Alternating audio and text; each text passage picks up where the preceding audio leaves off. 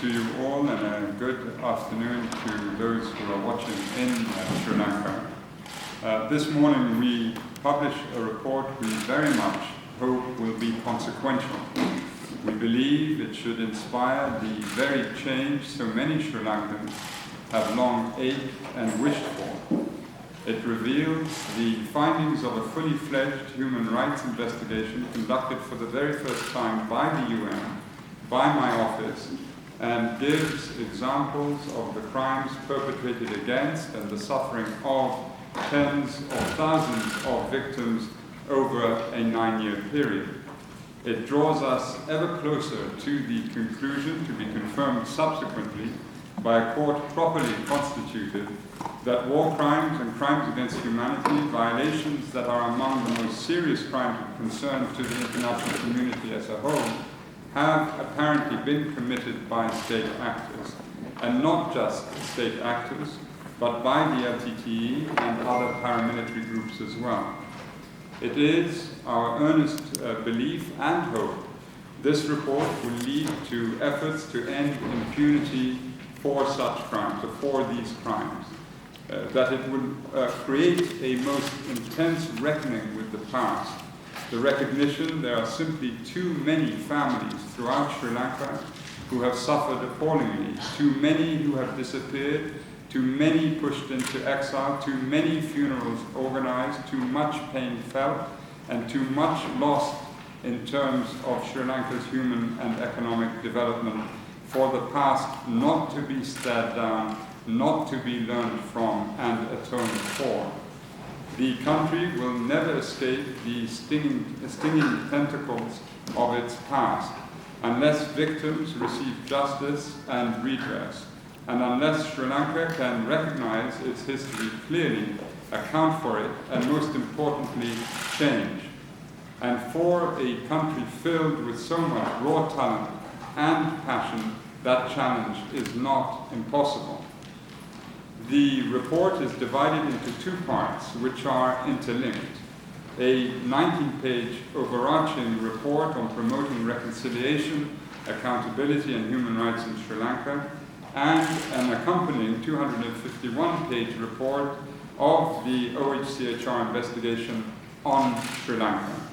They are complementary, and the shorter report, in addition to covering recent developments, provides a summary of the longer report, which covers the human rights situation and the myriad violations which took place in Sri Lanka between 2002 and 2011. I want to convey our profound gratitude to the witnesses and survivors for having come forward so bravely to share their testimony.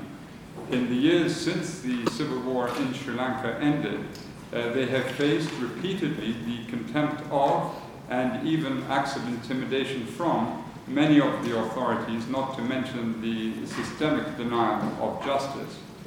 As I said at the beginning, the report reveals patterns of grave violations, indicating that war crimes and crimes against humanity were likely committed by both sides to the conflict.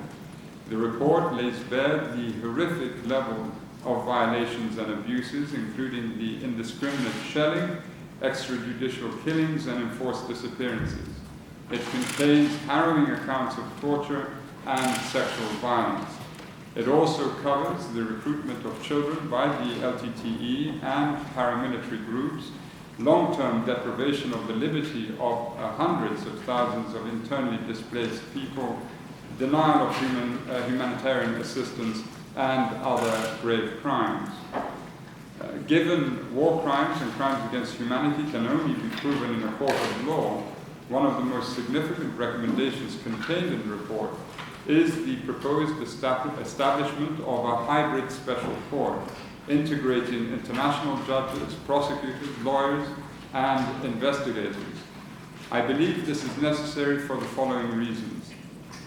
The report documents the years of denials and cover-ups, the failure to carry out prompt investigations, stalled investigations, and reprisals against the family members of victims and others who have advocated for justice.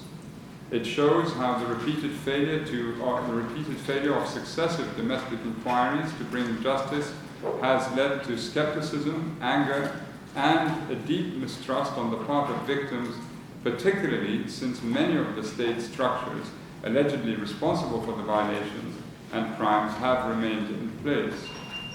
The report also demonstrates the systemic weaknesses in addressing these crimes, especially when the military or security forces were allegedly involved. It also describes reprisals against some of those who have tried to obtain justice for human rights-related cases allegedly involving state officials. I wish to state clearly here the commitment by the new government, which has undeniably taken a number of positive steps since President Maithripala Sirisena was elected last January, to pursue accountability is commendable. And you heard that commitment repeated earlier this week by the Foreign Minister, Mangala Samarawira, with whom I've had a good number of discussions in recent months, including as recently as last Sunday. However, it is, I believe, an inescapable reality that Sri Lanka's criminal justice system is not yet ready to handle these types of crimes.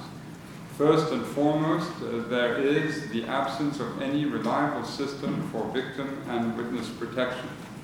Second is the inadequacy of Sri Lanka's domestic legal framework to deal with international crimes of this gravity and scale. The third challenge is the degree to which Sri Lanka's security sector and justice system have been distorted and corrupted by decades of emergency, conflict, and impunity. It is for these reasons the establishment of a hybrid special court integrating international judges, prosecutors, lawyers, and investigators becomes so necessary. A purely domestic court procedure will simply not succeed in overcoming the widespread and justifiable suspicions fueled by decades of violations, malpractice, and broken promises. Nevertheless, the new political context in Sri Lanka is encouraging, and I believe the international community should remain engaged and support and accompany this process, including in the setting up of such a hybrid special court. Sri Lanka must also begin to dismantle the repressive structures and culture that remain deeply entrenched after decades of erosion where human rights are concerned. Finally, it is crucial, this historic opportunity for truly fundamental change, not be allowed to slip or to be overshadowed by narrow political opportunism and mutual suspicion. If the communities can be reconciled, can overcome all bitterness and enmity, the country could advance at an astonishing rate and become an example to many others.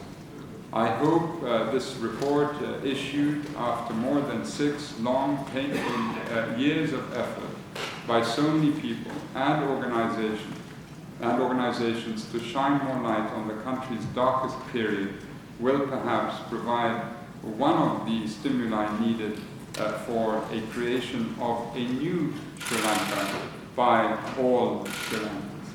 And I thank you for your attention and look forward to answering what questions you may have.